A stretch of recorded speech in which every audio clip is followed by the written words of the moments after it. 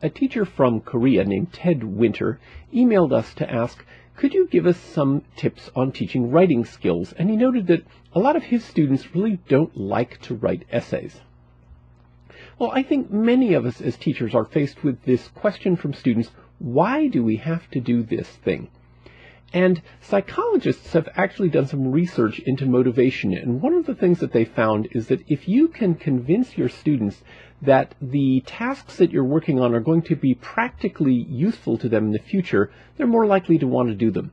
So I'd suggest if your students are going on to university, that you find a way to convince them that the work that they're doing in class now is going to be useful then.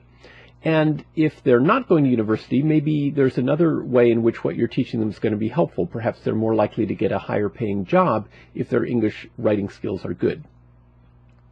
But one reason that students sometimes don't like to write is that they feel that they're not very good at it, or they're concerned that they're going to make errors and then be criticized for them. So when they're looking at the essay writing process, it may seem like this enormous, insurmountable problem.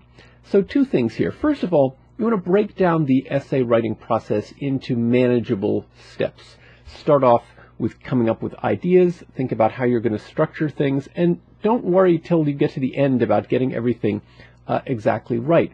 And one thing that you can do here is to help students get ideas at the beginning by a technique called free writing.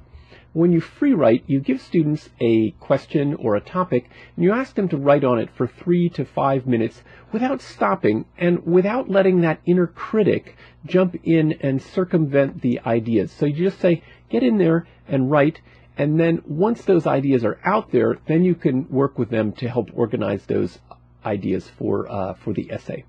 I hope that's helpful. Good luck in your teaching.